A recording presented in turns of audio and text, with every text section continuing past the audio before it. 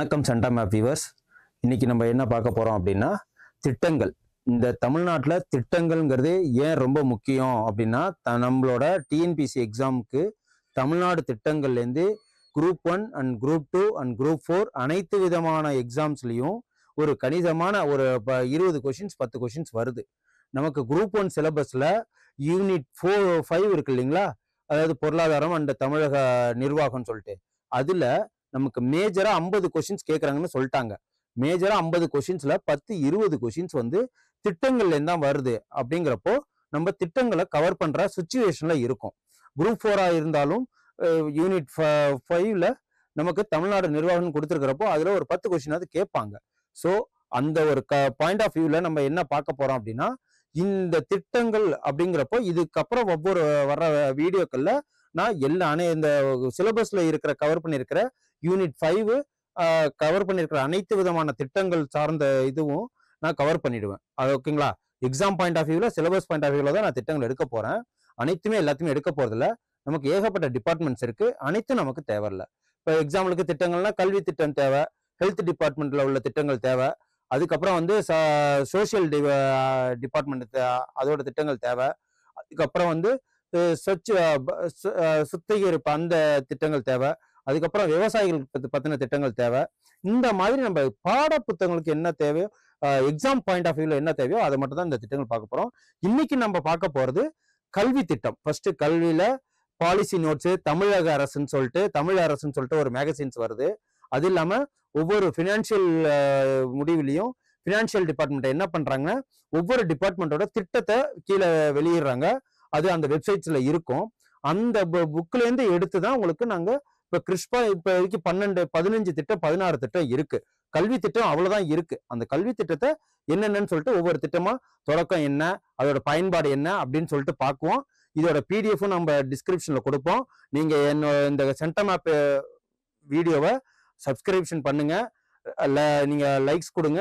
At the same time bell நோட்டிபிகேஷனை on பண்ணி வச்சுக்கோங்க. ஏன்னா கரண்ட் அஃபேர்ஸ் டெய்லி நாங்க போட்டுக்கிட்டு இருக்கிறோம். பீரியாடிக்கலா வரப்போகுது. அது இல்லாம இந்த திட்டமும் எல்லாமே வரப்போகுது. அப்படிங்கிறப்போ வேர் டு ஸ்டடியும் கொடுத்துருக்கு.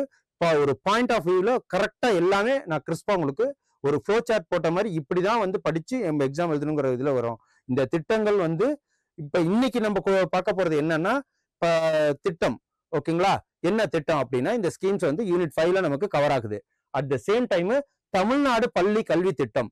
இப்ப அடுத்த இதுல இப்ப என்ன பார்க்கலாம்னா ஹெல்த் டிபார்ட்மெண்ட்டை பத்தி கூட பார்க்கலாம்.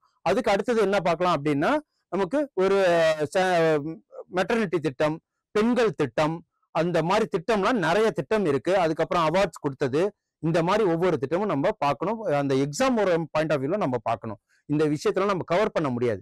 ஏன்னா ஒவ்வொரு பிடிஎஃப்பும் நமக்கு நெட்ல போய் பார்த்தோம்னா 280, 230, 260ன்னு சொல்லிட்டு அது அவ்வளவு பேஜஸ் இருக்கு. அதெல்லாம் கிறிஸ்பா இது பண்ணி ஒரு 20 பேஜ் என்ன தேவையோ எக்ஸாம் பாயிண்ட் ஆஃப் வியூல என்ன தேவையோ அதை மட்டும் கொடுத்துருக்கோம். ஓகேங்களா? இந்த வீடியோவை நீங்க பெல் நோட்டிபிகேஷன் ஆன் பண்ணி வச்சுக்கோங்க. அடுத்த தடவை உங்களுக்கு திட்டங்கள் சார்பாகவும் கரண்ட் அஃபேர்ஸ் சார்பாகவும் பார்க்கும்போது உங்களுக்கு நோட்டிபிகேஷன் வரதுனால நீங்க ஈஸியா பார்த்து தெரிஞ்சுக்கலாம். இதுல இன்னொரு என்ன பியூட்டினா பிடிஎஃப் நாங்க டிஸ்கிரிப்ஷன்ல கொடுத்துருவோம். நீங்க அதை எழுத வேண்டாம், ஒண்ணும் வேணாம். ஜஸ்ட் வீடியோ பாக்குறீங்க, அதை டவுன்லோட் பண்ணி வச்சுக்கிட்டு ஃப்ரீயா இருக்கிற டயத்துல நீங்க படிச்சுக்கிட்டா போதும். எக்ஸாம் பாயிண்ட் வர்றப்போ ரிவிஷன் பண்ணிக்கிட்ட கூட போதும். ஜஸ்ட் ஒன் டைம் ஒரு கிளான்ஸ் பார்த்தாலே போதும், உங்களுக்கு 5 மார்க் 10 மார்க் எடுத்துடலாம். ஓகேங்களா? இன்றைக்கு தமிழ்நாடோட பள்ளி கல்வி திட்டம் பார்ப்போம். இதுக்கப்புறம் ஒவ்வொரு வீடியோலையும் திட்டங்கள் வர வர நான் இப்போ சொல்றேன் உங்களுக்கு. இன்னைக்கு நம்ம என்ன பார்க்க போறோம்னா தமிழ்நாடு பள்ளி கல்வி திட்டம். ஓகே, இன்னைக்கு என்ன தமிழ்நாடு பள்ளி கல்வி திட்டத்துல ஃபர்ஸ்ட் நம்ம பார்க்க போறது வானவில் மன்றம் நடமாடும் அறிவியல் மையம் அப்படின்னு சொல்லிட்டு ஒரு திட்டம். இது ஒன்றா திட்டம் தான் வச்சுக்கோங்க. மொத்தம் இதுல 15 திட்டம் நம்ம பார்க்க போறோம். தெளிவா நோட் பண்ணீங்க. 15 திட்டம்.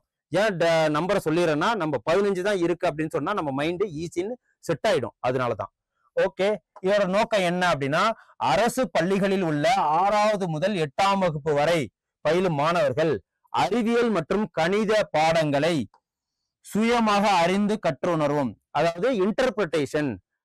நமக்கு இப்ப ஒரு கிளாஸ்ன்னு 6வது படிக்கிறாங்க, 9வது படிக்கிறாங்க, 8வது படிக்கிறாங்க, 10வது படிக்கிறாங்கன்னா ஸ்கூல் டேஸ் சொல்லுவாங்க எதை பார்த்து பயப்படணும்னா ஒன்று அறிவியல், பிசிக்ஸ், மேக்ஸ் இருக்கு, அறிவியல் புரியாது. அதுக்கப்புறம் கணக்கு புரியாதுங்கிறது. அதை சுயமா அறிந்து அவங்க இன்டர்பிரிட்டேஷன் புரிந்து கொள்ளணும், காம்ப்ரிஹென்ஷன் பண்ணிக்கணும் அப்படிங்கிறதுக்காக தான் இது. அறிந்து கற்றனர் வகையில் ஆய்வு செய்து கற்றலை மேம்படுத்தல். அது என்னது மேம்படுத்தணும், டெவலப் பண்ணுங்கிறதுக்காக 6வது 7வது 8வது இந்த 3 வகுப்புல உள்ளவங்களுக்கு தான் இது. இது என்ன அந்த இதுனா வானவில் மன்றம் நடமாடும் அறிவியல் மையம். ஓகேங்களா? அதை செயல்படுத்த தமிழ்நாடு முழுவதும் உள்ள எத்தனை பள்ளிகள் இருக்கு?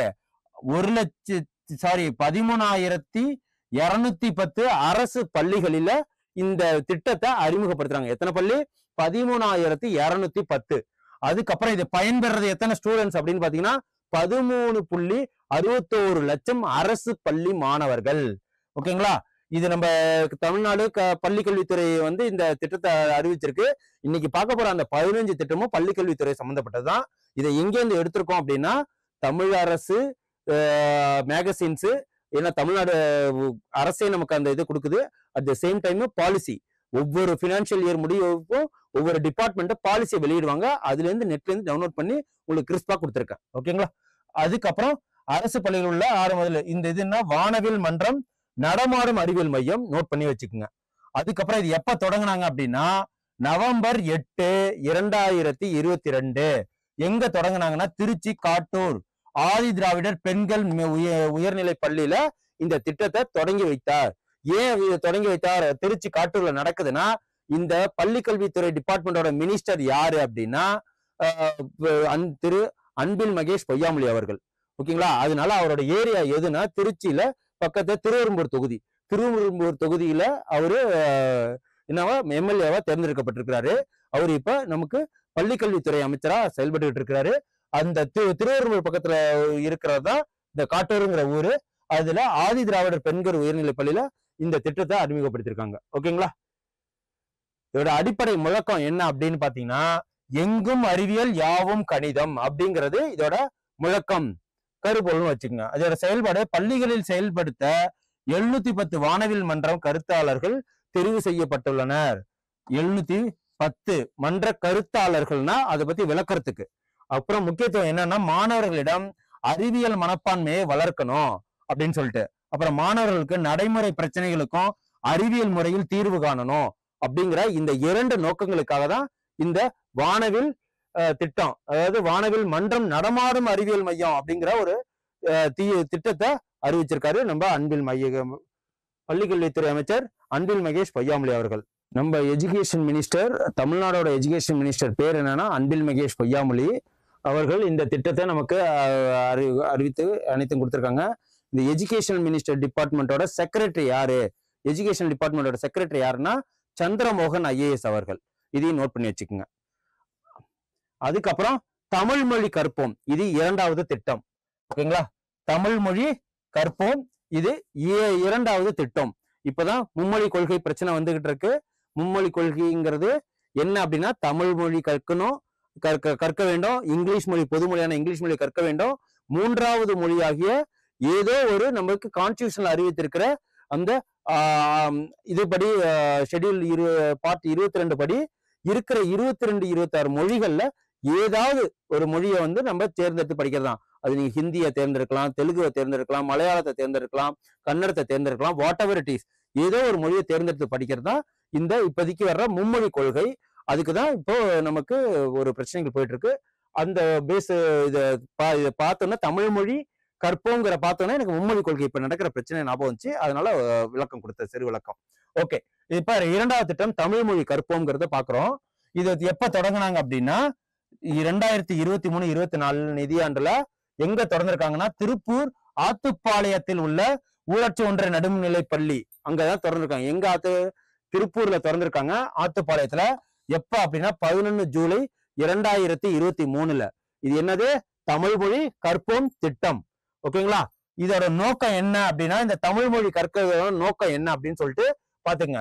பிற மாநிலங்களில் இருந்து வந்த புலம்பெயர் தொழிலாளர்கள் ஏன் திருப்பூர் கொண்டு வராங்கன்னு சொல்றீங்களா? அது தெரியுமா? ஏன்னா திருப்பூர்ல தான் வடநாட்டு மக்கள்கள் வந்து அதிகமா அங்க தங்கி வேலை செய்யறாங்க. அதாவது இங்கன்னா டெக்ஸ்டைல் இதுல வேலை செய்யறாங்க, லாரியில வேலை செய்யறாங்க. அந்த மாதிரி தொழிற்சாலைகளை வேலை செய்யறதுக்கு திருப்பூர்ல தான், அதாவது எங்கேருந்து வெளியில இருந்து வந்து வடநாட்டவர்கள் அதிகமாக தங்கி இருக்கிற இடம் திருப்பூர்ல தான், பாப்புலேஷன் அதிகம் அங்க. அதனாலதான் திருப்பூர்ல ஆரம்பிச்சிருக்கு இந்த தமிழ் மொழி கற்போங்கிறது எங்கன்னா 2023-24 நிதியாண்டுல திருப்பூர் ஆத்துப்பாளையத்துல ஓபன் பண்ணியிருக்காங்க. பிற மாநிலங்களில் இருந்து வந்த புலம்பெயர் தொழிலாளர்களின் குழந்தைகளுக்கு அவர்களின் தாய்மொழியுடன், அவர்களுடைய தாய்மொழினா என்ன இருக்கலாம், ஒரிசாவா இருக்கலாம், தெலுங்குவா இருக்கலாம், மராத்தியா கூட இருக்கலாம், பீகாரியா இருக்கலாம், அட் த சேம் டைம் ஹிந்தியும் இருக்கலாம். அவங்கள தாய்மொழியுடன் நம்மளோட தமிழையும் கத்துக் கொடுக்கிறது. தாய்மொழியுடன் தங்கு தடையின்றி தமிழில் பேசுதல், எழுத வைத்தல். ஓகேங்களா, இதுதான் இந்த திட்டத்தோட முக்கிய நோக்கம். அதோட செயல்பாடு எப்படி இருக்கும் அப்படின்னா, தமிழக அரசு பள்ளிகளில் புலம்பெயர் தொழிலாளர்களின் குழந்தைகளை சேர்த்து தமிழ் மொழியை ஒரு பாடமாகவும் பிற பாடங்கள் அனைத்தும் அவர்கள் தாய்மொழியில் கற்பிக்க வைத்தல். சயின்ஸ், சோசியல், மேக்ஸ் எல்லாத்தையும் தாய்மொழியிலேயே. யாரோட தாய்மொழி? பிற பாடங்கள் அனைத்தும் அவர்களின் தாய்மொழி ஹிந்திலேயே அவங்கள படிக்க வச்சு ஒரே ஒரு தமிழ் மொழியை மட்டும் கட்டாய பாடமா வச்சு அவங்களுக்கு தமிழை பேசவும் எழுதவும் கற்றுக் கொடுக்கறதா தமிழ் மொழி கற்போம் அப்படிங்கிற ஒரு திட்டம். ஓகேங்களா, இது 2024-25 கல்வியாண்டுல 15 மாவட்டங்களிலும் 17 சிறப்பு பயிற்சி மையங்களிலும் 64 கல்வி தன்னார்வலர்கள் மூலம் எத்தனை 1261 புலம்பெயர் குழந்தைகள் பயன் பெறுகின்றனர். கிட்டத்தட்ட 1300 பேர் பயன்பெறாங்க. எங்க 15 மாவட்டங்கள்ல 57 சிறப்பு பயிற்சி. ஓகேங்களா, 15 மாவட்டம் 57 சிறப்பு பயிற்சி, அதாவது அகாடமி இன்ஸ்டிடியூஷன் சொல்லுவாங்களா அது. அப்புறம் 64 கல்வி எஜுகேஷன் தன்னார்வலர் அந்த இதுல உள்ளவங்க. அது ஆக மொத்தம் எத்தனை 1261 ஸ்டூடெண்ட்ஸ் பயன்பெறாங்க. இதை இதே மாதிரி பிரிச்சு எழுதி வச்சுக்கோங்க, புரியும். ஓகேங்களா, இது மெயின்ஸுக்கெல்லாம் நீங்க யூஸ் பண்ணிக்கலாம். அதுக்கப்புறம் 3வது திட்டம் என்ன பார்க்க போறோம் அப்படின்னா, எண்ணும் எழுத்தும் திட்டம். ஓகேங்களா, இப்ப நம்ம பாக்குறது என்ன பாக்குறோம், ஃபுல்லாவே நம்ம தமிழ்நாட்டுல உள்ள பள்ளி கல்வித்துறையில என்ன அந்த டிபார்ட்மெண்ட்ல உள்ள திட்டங்கள் அனைத்தும் பாக்குறோம். ஓகேங்களா, மொத்தம் 15 திட்டம் இருக்கு. இதுக்கப்புறம் எண்ணும் எழுத்தும் திட்டம் 3வது திட்டம் பாக்குறோம். தொடக்கம் எப்ப ஆரம்பிக்கப்பட்டதுன்னா ஜூன் 13 ஜூன் 2022 அன்று திருவள்ளுவர் அழிஞ்சிவாக்கம், திருவள்ளூர்ங்கிற ஊர் எங்க இருக்கு, திருவள்ளூர் மாவட்டம் இருக்குல்ல, அங்க அழிஞ்சிவாக்கம் ஊராட்சி ஒன்றிய நடுநிலை பள்ளியில இந்த திட்டத்தை திறந்திருக்காங்க. என்னன்னா எண்ணும் எழுத்தும் அப்படிங்கிறது. இது என்ன அப்படின்னா 1 முதல் 3ஆம் வகுப்பு வரை எண்ணும் எழுத்தும்னா எடுத்தோன்னே யாருக்கு தேவைன்னா சின்ன குழந்தைகளுக்கு தான். அதனாலதான் தொடக்கப்பள்ளியில வச்சிருக்காங்க. இதுவே என்ன சொல்லியிருக்க, ஊராட்சி ஒன்றிய நடுநிலை பள்ளி 8வது வரைக்கும் உள்ள பள்ளியில தான் திறந்திருக்காங்க. ஓகேங்களா, 1 முதல் 3ஆம் வகுப்பு வரை அரசு மற்றும் அரசு உதவி பெறும் பள்ளிகளில் படிக்கும் குழந்தைகளுக்கு அவர்கள் வயதிற்கு அடிப்படை எழுத்தறிவு மற்றும் எண்ணறிவு, எழுதவும் தெரியணும், எண்ணறிவு திறன்கள் இருக்கணும். ஓகேங்களா, கூட்டல், கழித்தல், வகுத்தல் இதெல்லாம் தெரிஞ்சிருக்கணும். ஓகேங்களா, 2025ஆம் ஆண்டிற்கு 1 to 3 மாணவர்கள் அடிப்படை எழுத்தறிவு மற்றும் எண்ணியல் அறிவு பெற வைத்தல். இதுதான் இந்த திட்டத்தோட நோக்கம். திட்டம் விரிவாக்கம் என்ன அப்படின்னு பாத்தீங்கன்னா, 2023-24 கல்வியாண்டுல 1, 2, 3 வகுப்பு மாணவர்களை அது அப்படியே மாறி 4வது 5வது. ஓகேங்களா, அந்த இந்த பாடம் வரைக்கும் நடுநிலைமையா இருந்தது. இப்போ 1, 2, 3 வகுப்பு வரைக்கும் இருந்தவங்க 4, 5க்கு விரிவாக்கம் பண்ணிட்டாங்க இந்த திட்டத்தை. என்ன திட்டம்? எண்ணும் எழுத்தும்ங்கிற திட்டம். ஓகேங்களா, 2023-24 இதோட முக்கியத்துவம் என்ன அப்படின்னா, கொரோனா காலத்துல ஏற்பட்ட கற்றல் இழப்புகளை குறைத்தல். ஏகப்பட்ட டிராப் அவுட்ஸ் நடந்துச்சு இல்லைங்களா, அதோட கொரோனா காலத்துல ஏற்பட்ட கற்றல் டிராப் அவுட்ஸ், ஸ்கூல் சேர்க்காம விட்டது, அந்த இதெல்லாம் சரி பண்றதுக்கு தான் இந்த திட்டம், எண்ணும் எழுத்து திட்டம். அப்ப ஏன்னா என்ன எல்லாமே வீட்டிலேயே இருந்துட்டு ஸ்கூல் போவதனால டெய்லியும் படிக்கணுங்கிற அந்த ஒரு ரொட்டீனை மறந்ததுனால ஈஸியா டிவி பாக்குறது, செல்லு பாக்குறது, பசங்களோட விளாடுறதுங்கிற ஒரு கிட்டத்தட்ட 2-3 வருஷம் பாதிப்படைஞ்சதுனால நமக்கு இன்னும் அந்த அறிவு இல்லாம போயிடுச்சுன்னு சொல்லிட்டு, இல்லாம போயிடுச்சு என்ன பண்றது அப்படிலாம் போகல. இருந்தாலும் நம்ம அதை கொடுக்க வேண்டியது நம்ம அரசோட கடமை, அதை அவங்க செய்யறாங்க. தொடக்க கல்வி மாணவர்கள் அடிப்படை எழுத்தறிவு மற்றும் எண்ணியல் அறிவு பெறுவதை உறுதி செய்தல். அடிப்படையில் தமிழ் மற்றும் ஆங்கிலத்தை எழுத படிக்க வைத்தல், கணிதத்தில் எண்ணியல் அறிவை வளர்த்தல். ஓகேங்களா, தமிழ் இங்கிலீஷை படிக்க வைக்கணும், ரீட் பண்ண வைக்கணும், அதை எழுத வைக்கணும். ஆனா ABCD அதே மாதிரி 1, 2, 3, 4 கூட்டல் தெரியணும், கழித்தல் தெரியணும், பெருக்கல் தெரியணும், வகுத்தல் தெரியணும். அதுதான் இதுல சொல்றாங்க. அதுக்கப்புறம் எத்தனாவது இது பார்க்க போறோம்? 4வது திட்டம் பார்க்க போறோம். மொத்தம் 15 திட்டத்துல 4வது திட்டம் பார்க்க போறோம். உயர்கல்வி வழிகாட்டி ஆலோசனை திட்டம். இப்போ உயர்கல்வி அப்படின்னா 12வது வரைக்கும் படிச்சிருவோம், அதுக்கப்புறம் என்ன படிக்கணும்னு தெரியாது. எக்ஸாம்பிளுக்கு இப்ப ரீசெண்டா இந்த விஜய் டிவில ஒரு நிகழ்ச்சியில என்ன ஒரு இந்த வாழைப்பட டைரக்டர் உட்காந்துப்போ என்ன சொன்னாரு, ஒரு பையன் வந்துட்டு தெரியும் இல்லைங்களா, நான் வந்து இன்ஜினியரிங் படிச்சோம், இன்ஜினியரிங் படிச்சு என்ன வேலைக்கு போக போறோங்கிறப்போ ஏதோ கேட்டரிங் ஏதோ சொன்னாரு, சம்திங் லைக் தட். எனக்கு சரியா ஞாபகம் இல்லை. படிச்சது ஒண்ணு, அவரு 12th வரைக்கும் ஒருவேளை அவர் பயாலஜி குரூப் எடுத்து படிச்சிருக்கலாம். அவர் நினைச்சிருந்தா அவரு எம்பிபிஎஸ் படிச்சு நீட் எக்ஸாம் ப்ரிப்பேர் பண்ணி எம்பிபிஎஸ் போயிருக்கலாம். அவரு அதை விட்டுட்டு அவங்க என்ன பண்ணுவாங்க, இந்த தொழில் கல்வியான இன்ஜினியரிங் போவாங்க. ஓகேங்களா, அந்தந்த இதுக்கு எந்தெந்த படிப்பு படிச்சா வரும்னு சொல்லிட்டு ஒரு வழிகாட்டும் திட்டம் தான் இந்த உயர்கல்வி வழிகாட்டி ஆலோசனை திட்டம். அந்த திட்டம் வந்து எங்க அரசு பள்ளிகளில் பயின்ற மாணவர்கள் எதிர்காலத்தில் தாம் தேர்ந்தெடுக்கும் உயர்கல்வி பற்றி அறிந்து கொள்ள உதவுதல் அப்படின்னு சொல்லிட்டு சொல்றாங்க. நோக்கம் என்னன்னா 19, 12ஆம் வகுப்பு வரை, ஏன்னா அந்த காலங்கள் தான் நம்மளுக்கு கல்வியை கட்டமைக்க வேண்டிய காலம். இப்போ 9ஆவதுல நீங்க JEE எக்ஸாம் படிக்க ஆரம்பிச்சாதான் நீங்க 12ஆவது முடிச்சுட்டு நீங்க அதாவது ஐஐடியில போய் அப்ப இது வாங்க முடியும், அட்மிஷன் வாங்க முடியும். அப்ப நீங்க 9ஆவதுல இருந்து அந்த 4 வருட உழைப்பு தான் உங்களை ஒரு நல்ல கல்லூரிக்கு என்ரோல்மெண்ட் பண்றதுக்கு உதவி செய்யும். அதே மாதிரிதான் நீங்க 9th படிக்க ஆரம்பிச்சாதான் நீட் எக்ஸாமுக்கு நீங்க ஃபர்ஸ்ட் அட்டெம்ப்ட்லேயே போய் எம்பிபிஎஸ் டாக்டரா, எம்பிபிஎஸ் ஸ்டூடெண்டா நீங்க போய் உட்கார முடியும். அதனாலதான் இப்பயே அவங்களுக்கு தெளிவுபடுத்திட்டோம்னா அந்த 4 வருஷத்தோட உழைப்பு அவங்க சிறுக சிறுக டெய்லி 1 மணி நேரம் 2 மணி நேரம் படிக்க முடியுங்களா, அதுக்குதான் இந்த 9 to 12ஆம் வகுப்பு வரை பயில்கின்ற மாணவர்களின் உயர்கல்வி விகிதத்தை உயர்த்துதல், அவர்களுக்கு தேவையான வாழ்க்கை திறன்களையும் மென் திறன்களையும் வழங்குதல். மென் திறன்னா என்ன, கம்ப்யூட்டர் கத்துக்கிறது, நெட்டை யூஸ் பண்றது, வாழ்க்கை திறன்களை வாழ்க்கையை புரிஞ்சுக்கிறதுக்கும் அந்த காலகட்டம் தான் வேணும். இந்த திட்டம் செயல்பாடு எங்க அப்படின்னா மாநில கல்வியியல் ஆராய்ச்சி அவங்க செயல்படுறாங்க. பயிற்சி நிறுவனம் உயர்கல்வி வழிகாட்டி அவங்க இதுக்கு ஹெல்ப் பண்றாங்க. ஆலோசனை வளநூலை உருவாக்குவது, வளநூல்னா ஃபேஸ்புக்கு, யூடியூபு, இது டெலிகிராம் சேனலு, லிங்க்டின், இந்த மாதிரி இடத்துல அவங்க டிஜிட்டல் மார்க்கெட்டிங் மூலயமா விழிப்புணர்வு ஏற்படுத்துறது. அதுக்கப்புறம் திட்ட செயல்பாடு எப்படி இருக்கு அப்படின்னா இந்த வளநூலில் உள்ள தகவல்களை கொண்டு சேர்க்க 250 மாணவர்களுக்கு ஒரு முதுகலை பட்டதாரி ஆசிரியர் நியமனம் செஞ்சிருப்பாங்க. ஓகேங்களா, அப்புறம் அனைத்து அரசு மேல்நிலை பள்ளிகளிலும் மாணவர்களுக்கு தொடர்ச்சியான தகவல் அளிக்க உயர்கல்வி வழிகாட்டி ஆலோசனை குழு நிறுவப்பட்டிருக்கு.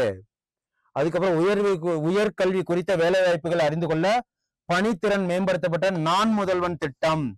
பாத்தீங்களா, இந்த அம்பர்லா திட்டமான நான் முதல்வன் திட்டத்தை இதுல சொல்லி அந்த ஸ்கில் டெவலப்மெண்ட் மூலயமா நம்மளோட கனெக்ட் பண்ணி நமக்கு அடுத்த கட்ட லெவலுக்கு போறதுக்கு இந்த திட்டம் நமக்கு உதவி பண்ணுது. யாராருக்கு 9வது 10வது 11வது 12வது படிக்கும் மாணவர்களுக்கு இந்த திட்டம் உதவிகரமா இருக்கு. இந்த திட்டத்தோட செயல்பாடு என்ன அப்படின்னா கல்லூரி கனவு முகாம் மூலம் பல்வேறு காரணங்களால் உயர்கல்வியில் சேராத மாணவர்கள் அடையாளம் கண்டு மீண்டும் உயர்கல்வியில் சேர்ந்து படிக்கிறதுக்கு உந்துகோலா இருக்கு. ஓகேங்களா, அதுக்கப்புறம் 12ஆம் வகுப்பு மாணவர்கள் கல்லூரி பல்கலைக்கழகங்களுக்கு அழைத்து சென்று பல்வேறு உயர்கல்வி சார்ந்த தகவல்கள் அளிக்கப்படுதல். இப்போ 12ஆவது படிக்கிறவங்கள எங்க அழைச்சிட்டு போனோம், IIT, NIT, Indian Institute of Science, அதுக்கப்புறம் அண்ணா யூனிவர்சிட்டி, அப்புறம் மிகப்பெரிய இந்த காலேஜஸ்க்கெல்லாம் அழைச்சிட்டு போனாதான் அவங்களுக்கு இப்படி ஒரு அட்மாஸ்பியர் இருக்கு, இப்படி இந்த படிப்பு படிச்சா நம்ம இங்க போகலாம் அப்படின்னு சொல்லிட்டு அவங்களுக்கு ஒரு விழிப்புணர்வை கொண்டு போய் ஒரு டூர் மாதிரி அரேஞ்ச் பண்றது. ஓகேங்களா, அதுக்கப்புறம் தமிழ்நாடு திறன் மேம்பாட்டு கழக வல்லுநர்கள் திறன் மேம்பாடு ஸ்கில் டெவலப்மெண்ட். ஓகேங்களா, தமிழ்நாடு ஸ்கில் டெவலப்மெண்ட் டிஎஸ்டின்னு சொல்லுவாங்க. அவங்களோட வல்லுநர்கள் மூலம் உயர்கல்வி சார்ந்த காணொலிகள் தயாரிக்கப்பட்டு கல்வி தொலைக்காட்சியில் ஒளிபரப்புதல், டிடி இருக்கட்டும், அந்த மாரி அரசாங்க சேனல்ஸு, அதாவது அதுக்கப்புறம் யூடியூப் சேனல்ஸு, இதெல்லாம் அவங்க விழிப்புணர்வை ஏற்படுத்துறாங்க. இது வரைக்கும் நம்ம எத்தனை இது பார்த்துருக்கோம் அப்படின்னா 4 பார்த்துருக்கோமா, இப்போ என்ன மொத்தம் 15ல இப்ப நம்ம பார்க்க போறது 5வது திட்டம்னு நினைக்கிறேன். ஓகேங்களா, எத்தனாவது திட்டம்னு பார்த்துருவோம், இல்லம் தேடி கல்வி திட்டம். ஏன்னா இந்த திட்டம் வந்து என்ன நினைச்சாங்க, கொரோனா காலங்கள்ல கவர்மெண்ட் வாத்தியாரவே நம்ம நியமிக்க போறாங்கன்னு சொல்லிட்டு ஊருக்குள்ள நிறைய பேரு நான் கவர்மெண்ட் வாத்தியார்னு சொல்லிட்டு சொல்லிக்க ஆரம்பிச்சிட்டாங்க. அது என்ன அப்படின்னு நோக்கம்னு சொல்லிட்டு இன்னைக்கு நான் தெளிவா சொல்றேன் பாருங்க. இல்லம் தேடி கல்வி திட்டம் அப்படின்னா அதாவது குட் சமரட்டன் சொல்லுவாங்க. படித்த இளைஞர்கள், படித்த மக்கள் வீட்டுல சும்மா இல்லாம படிக்க தெரியாத பெரியவர்களா இருக்கட்டும் சிறியவர்களா இருக்கட்டும், அவங்களுக்கு வர முடியாதவங்களுக்கு, அதாவது கொரோனா காலங்களில் எங்கேயுமே தான் 144 தடை போட்டுருவாங்க, எங்கேயும் போக முடியல, அவங்களுக்கு இல்லம் தேடி போய் படிப்பை கொடுக்கணும் அப்படிங்கிறத ஒரு திட்டம் தான் இது. ஓகேங்களா? பள்ளி கல்வித்துறை நமக்கு இந்த திட்டத்தை நமக்கு அறிமுகப்படுத்தியிருக்காங்க. இது தொடக்கம் எப்பன்னா அக்டோபர் 27, 2021 டேட்டை நோட் பண்ணி வச்சுக்கோங்க. அன்று விழுப்புரம் மாவட்டம் மரக்காணத்தில் தொடர்ந்திருக்காங்க. எங்க விழுப்புரம் மாவட்டத்துல. ஓகேங்களா? அப்புறம் நோக்கம் COVID-19 தொற்றால் ஏற்பட்ட கற்றல் இழப்பை குறைத்தல். நிறைய டிராப் அவுட்ஸ் நடந்ததுல அதனால. அப்புறம் திட்ட செயல்பாடு என்னன்னா தன்னார்வலர்கள் மூலம் செயல்படுத்துதல். அப்புறம் 1 முதல் 8ஆம் வகுப்பு வரை படிக்கும் மாணவர்கள் பயன்பெறதுக்கு மாதிரி இந்த இல்லம் தேடி கல்வி திட்டம் யாருக்குன்னா 1ல இருந்து 8. ஏன் 9 எல்லாம் போனோம்னா அடுத்து 10th public exam, 11th public exam, 12th public exam. அது வாழ்க்கையின் முதல் படிநிலை படி அப்படிங்கிறதுனால அது வரைக்கும் போகாம 8ஆவது வரைக்கும் போயிருக்காங்க. அப்புறம் வீடு வாசலில் தரமான கல்வியை அளித்தல். வீட்டு வாசல்ல வீடு தேடி சொல்லி தருவாங்க. தன்னார்வலர்களுக்கு மாதம் ரூபாய் 1000 வழங்குதல். இதுதான் இந்த திட்டத்தோட உண்மையான நிலவரம். அதுக்கப்புறம் நூலக நண்பர்கள் திட்டம். இது 6. இப்ப மொத்தம் 15ல இப்ப 6வது திட்டம் பாக்குறோம். நூலக நண்பர்கள் திட்டம் தொடக்கம் எப்ப நடந்திருக்கு அப்படின்னா 15 டிசம்பர் 2022ல இந்த திட்டம் அறிமுகப்படுத்தப்பட்டிருக்கு. எங்க அப்படின்னா திண்டுக்கல்ல. மதிப்பு என்ன, திட்டத்தோட மதிப்பு என்னன்னா 56.25 லட்சம். நோக்கம் என்ன அப்படின்னா மக்களிடையே வாசிப்பு பழக்கத்தை உருவாக்குதல். இப்ப மக்கத்துல என்ன பழக்கம் உருவாயிருக்கு? யூடியூப் பாக்குறது, அப்புறம் டெலகிராம்ல இது பாக்குறது, அப்புறம் இன்ஸ்டால ரீல்ஸ் பாக்குறது, அதுக்கப்புறம் வாட்ஸ்அப்ல சேட்டிங் பண்றதுதான் இப்போதைக்கு பழக்கமாவே இருக்கு. எவ்வளவு நேரம்? ஒரு சராசரி மனிதன் ஒரு நாளைக்கு மினிமமா 6 மணி நேரம், ஆனா 4 மணி நேரம் சொல்றது பொய். ஸ்டாட்டிஸ்டிக்ஸ் படி 6ல இருந்து 7 மணி நேரம் பாக்குறாங்க. அத குறைக்கணுங்கிற ஒரு காரணத்துக்காக தான் இந்த வாசிப்பு பழக்கத்தை உருவாக்கி அறிவார்ந்த சமுதாயத்தை உருவாக்கணும். இப்ப யார்ட்டுமே அறிவு இல்லைன்னு சொல்றாங்க. எதனால அப்படின்னா நமக்கு தேவையில்லாத கண்டென்ட் தான் யூடியூப்ல போய் பாக்குறோம், இன்ஸ்டால போய் பாக்குறோம்.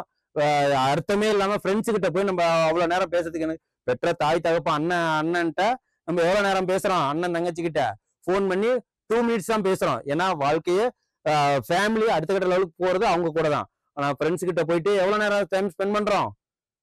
கிட்டத்தட்ட ஒரு காலையில போனோம்னா ஈவினிங் வரைக்கும் ஃப்ரெண்டு கிட்ட தான் பேசுவோம். ஆனா நோ யூஸ். அதே மாதிரிதான் வாசிப்பு பழக்கத்தை உருவாக்கி அறிவார்ந்த சமுதாயத்தை உருவாக்குறதான் இந்த திட்டத்தோட நோக்கம். எவ்வளவு இதுன்னா 2223. ஓகேங்களா? அப்புறம் இதோட திட்ட செயல்பாடு என்ன அப்படின்னா நூலக துறை சார்பில் இந்த திட்டம் பள்ளி கல்வித்துறையால் தொடக்கம். ஒவ்வொரு ஊராட்சி மன்றங்களையும் அரசு நூலகம் அமைச்சிருக்கு. ஆனா அதுக்குள்ள புக்ஸும் நிரப்பியிருக்காங்க. ஏதோ ஒரு 100 புக்ஸ் இருக்குன்னா அதுல ஒரு புக்ஸ் உங்க வாழ்க்கைக்கு முன்னேற்றத்துக்கு உதவாதா? அந்த 100 அந்த உள்ளேயே போனதில்லை. எனக்கு தெரிஞ்சு எல்லா நூலகங்களும் தான் ஓடுது. யாருமே அந்த நூலகத்துக்கு உள்ள போய் உட்காந்து பார்த்தது கூட கிடையாது நான். ஓகேங்களா? அதுக்கப்புறம் நூலகத்துறை சார்பில் இத்திட்டம் பள்ளி கல்வித்துறையால் தொடக்கம். அப்புறம் 15 லட்சம் வாசகர்கள் பயன்பெறுவார்கள் என நம்பிக்கை.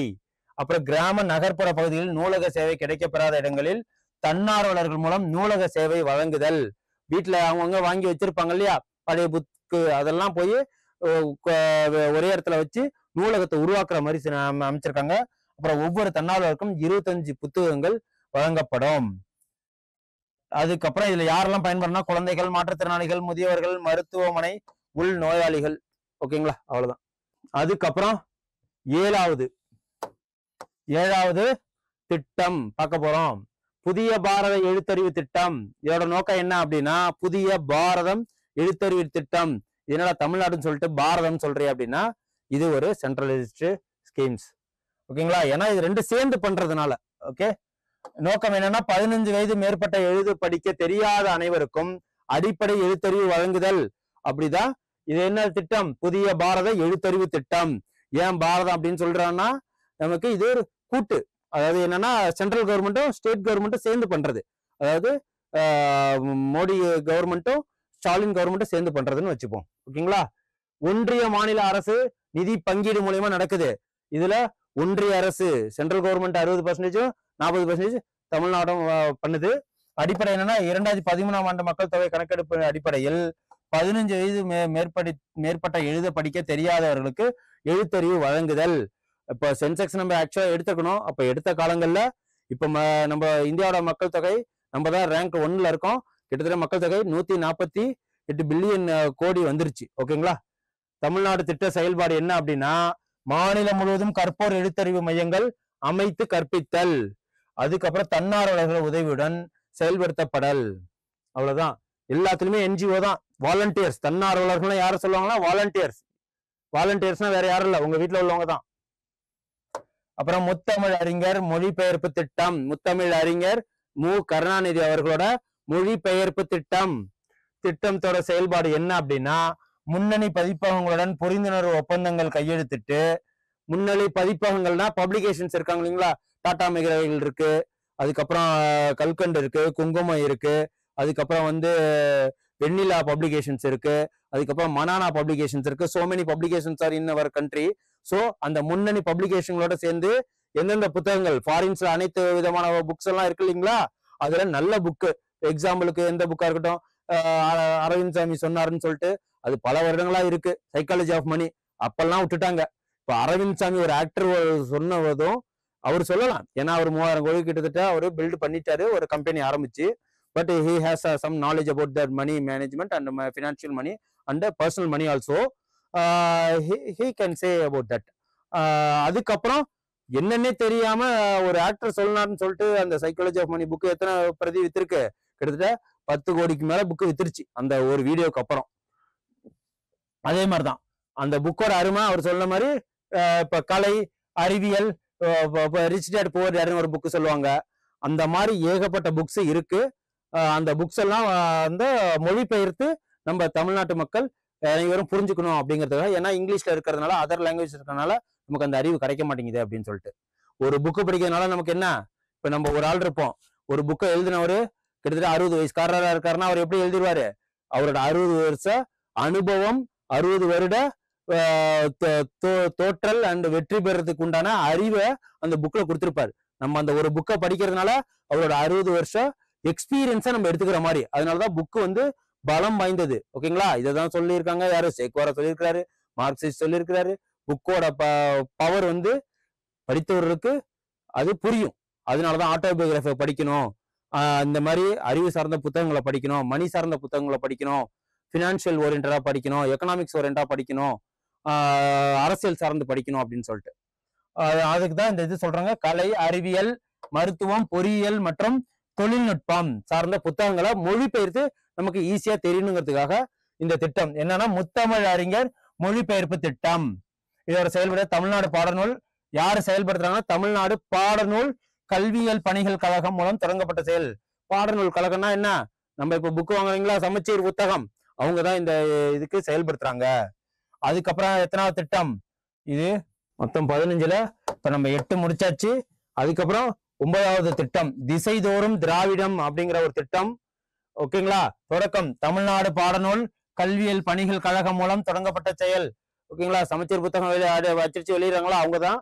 திட்ட செயல்பாடு என்னன்னா, பிற திராவிட மொழிகளில் உள்ள குறிப்பிடத்தக்க இலக்கியங்களை தமிழில் மொழிபெயர்த்தல். பிற திராவிட மொழிகள்னா என்ன? மலையாளம், தெலுங்கு, துளு, கன்னடம், பர்குயி அப்படின்னு சொல்லிட்டு கிட்டத்தட்ட 18 மொழிகள் கிட்டத்தட்ட திராவிட மொழிகள் இருக்கு. அனைத்து மொழிகளோட உள்ள நல்ல விஷயங்களை மொழிபெயர்த்து கொடுக்கறதா இந்த திட்டம். என்ன திட்டம்? திசைதோறும் திராவிடம் அப்படின்னு சொல்லிட்டு. இலக்கியங்களை தமிழில் மொழிபெயர்த்தல். தமிழில் புனைக்கதைகள், புனை அல்லாத கதைகளை ஆங்கிலம் மற்றும் பிற திராவிட மொழிகளில் மொழிபெயர்த்தல். இது எங்க தமிழ்ல மட்டும் மொழிபெயர்க்க சொல்ல, ஆங்கிலத்திலும் மொழிபெயர்த்து திராவிட மொழியோட சிறப்பை சொல்றதுக்கு தான். இதுல தமிழில் உள்ள புனை கதைகள், புனை இல்லா கதைகள் அப்படின்னா என்னன்னா, புனை கதைகள்னா ஃபிக்ஷன் சொல்லுவாங்களா, ஏதாவது பொய் சொல்லி சொல்றது. புனை இல்லாதனா நடந்தபடி சொல்றது. ஓகேங்களா? அவ்வளவுதான், வேற ஒன்றும் டிஃபரன்ஸ் இல்லை. அதுக்கப்புறம் பேராசிரியர் அன்பழகன் பள்ளி உள்கட்டமைப்பு இன்ஃப்ராஸ்ட்ரக்சர் பள்ளிகளுக்கு என்ன அப்படின்னா, எப்ப தொடங்கியிருக்காங்க? 5 செப்டம்பர் 2022ல தொடங்கியிருக்காங்க. 5 செப்டம்பர் என்ன நாள்? டீச்சர்ஸ் டே இல்லைங்களா? அன்னைக்குதான். ஓகேங்களா? அன்னைக்கு யாரோட நாளை நம்ம டீச்சர்ஸ் டேவா கொண்டாடுறோம்? முதல் அதாவது ராதாகிருஷ்ணன், 2வது பிரசிடென்ட் ஆஃப் இந்தியாவோட, அதாவது ராதாகிருஷ்ணனோட பிறந்தநாள் தான் நம்ம டீச்சர்ஸ் டேவா கொண்டாடுறோம். அன்னைக்குதான் இது 5 செப்டம்பர் 2002 அன்னைக்கு சொல்லியிருக்கிறாங்க. அரசு பள்ளிகளின் உட்கட்டமைப்புகள் இன்ஃப்ராஸ்ட்ரக்சர்ஸ் அதை மேம்படுத்துவதற்கான உள்ள திட்டம். யாரோடது? அன்பழகன், பேராசிரியர் அன்பழகன் பள்ளி உள்கட்டமைப்பு திட்டம். 2024-25ல இது என்ன எவ்வளவு ரூபாய் கோடி ஒதுக்கி இருக்காங்க அப்படின்னா 1000 கோடி. பள்ளி இன்ஃப்ராஸ்ட்ரக்சருக்கு என்ன டேபிளா இருக்கட்டும், போர்டா இருக்கட்டும், உள்ள பெஞ்சஸா இருக்கட்டும், பில்டிங்கா இருக்கட்டும், டாய்லெட்ஸ் இருக்கட்டும், பாத்ரூம், இதெல்லாமே வந்து ஆடிட்டோரியம், இதெல்லாம் அமைக்கிற உள்கட்டமைப்பு தான் இந்த திட்டம். இதுக்கு எவ்வளவு ஒதுக்கி இருக்காங்க இந்த பட்ஜெட்ல அப்படின்னா தமிழ்நாட்டுல 1000 கோடி ரூபாய் ஒதுக்கி இருக்காங்க. அதுக்கப்புறம் முதலமைச்சரின் காலை உணவு திட்டம் 10 முடிச்சாச்சு. அதுக்கப்புறம் 11 இதுதான் நம்ம முன்னோடி திட்டம், முதலமைச்சரின் காலை உணவு திட்டம். இந்த காலை உணவு திட்டம் ஃபர்ஸ்ட் என்னன்னா, இந்த சத்துணவுக்கு ஃபர்ஸ்ட் நம்ம நீதி கட்சி ஆரம்பிக்கும் போதே சென்னையில உணவு, அதாவது ஃப்ரீ மீல் ஸ்கீமா ஆரம்பிச்சிட்டாரு தியாகராஜ் செட்டியாருங்கிறவரு. அதுக்கப்புறம் காமராஜர் காலங்கள்ல ஸ்கூல்ல பள்ளிகள்ல மதிய உணவு திட்டம் போட்டாங்க. அதுக்கப்புறம் அது சத்தா இருக்குன்னு சொல்லி எம்ஜிஆர் வந்து அவர் ஆட்சி காலங்கள்ல மத்திய சத்துணவு திட்டம் போட்டாங்க. அதுக்கப்புறம் அம்மா முன்னாள் முதல்வர் ஜெயலலிதா அவர்கள் வந்தப்போ அவங்க காலை உணவு திட்டத்தை அறிமுகப்படுத்தினாங்க. அதுக்கப்புறம் கலைஞர் வந்து அதுல முட்டை போடுறது, வாரத்துக்கு 2 முட்டை போடுறதுன்னு சொல்லிட்டு திட்டத்தை அறிவிச்சாங்க. இப்போ கலைஞர் ஸ்டாலின் வந்து காலை உணவு திட்டம் அப்படின்னு சொல்லிட்டு ஒன்று ஆரம்பிச்சிருக்காங்க. அதுதான் இது. 1 முதல் 5ஆம் வகுப்பு படிக்கும் அரசு தொடக்கப்பள்ளி மாணவர்களுக்கு காலை உணவு வழங்கும் திட்டம். ஏன்னா சின்ன பிள்ளைங்களுக்கு தான் சத்து அதிகமா வேணும். அவங்க இங்க நல்லா சாப்பிட்டாதான் படிப்புல கான்சன்ட்ரேட் பண்ணுவாங்க. அதனாலதான் இந்த திட்டத்தை ஆரம்பிச்சிருக்கப்பட்டிருக்கு. என்னன்னா சமூக நலத்துறை அப்படின்னு சொல்லிட்டு அந்த துறை மூலயமா இதை ரன் பண்றாங்க. தொடக்கம் எப்பன்னா 15 செப்டம்பர் 2022, 15/7/2024 தமிழ்நாட்டில் உள்ள அனைத்து ஊரக பகுதிகளிலும் அரசு உதவி பெறும் தொடக்கப்பள்ளி மாணவர்களுக்கு விரிவுபடுத்தப்பட்டிருக்கு. ஓகேங்களா? கவர்மெண்ட் எய்டட் ஸ்கூல் இருக்குல்ல, அதுக்கும் அந்த திட்டத்தை விரிவுபடுத்தியிருக்காங்க. அதுக்கப்புறம் நலம் நாடி செயலி ஆப் 11வது திட்டம் என்னன்னா நலம் நாடி செயலி. இது ஒரு ஆப். ஓகேங்களா? மாற்றுத்திறனுடைய மாணவர்கள் தங்கு தடையின்றி கல்வி பெறுவதை, மாற்றுத்திறனாளிகள் என்ன ஸ்கூலுக்கு வர முடியாது, அவங்களுக்கு யாராவது ஒரு கைடன்ஸ் வேணும் இல்லைங்களா, அவங்க ஈஸியா படிக்கணும் அப்படிங்கிறதுக்காக எங்கேயும் ஃப்ரீவா மூவ்மெண்ட் பண்ணி எங்கேயும் டியூஷன் கூட போக முடியாது இல்லையா, அதுக்காக. ஓகேங்களா? மாற்றுத்திறனுடைய மாணவர்கள் தங்கு தடையின்றி கல்வி பெறுவதை உறுதிப்படுத்தும் திட்டம் தான் என்ன நலம் நாடி செயலி. கற்றல் குறைபாடு உடைய மாணவர்களை சிறப்பு பயிற்சியாளர்கள் மூலம் ஆரம்ப நிலையிலேயே அடையாளம் கண்டு பயிற்றுவித்தல். எது மூலயமா? வீடியோஸ் மூலயமா, அந்த ஆப் மூலயமாவும் பண்றதுதான் இது. தொடக்கம் எப்பன்னா 5 செப்டம்பர் 2022. ஏன்னா அன்னைக்குதான் டீச்சர்ஸ் டே, அன்னைக்குதான்.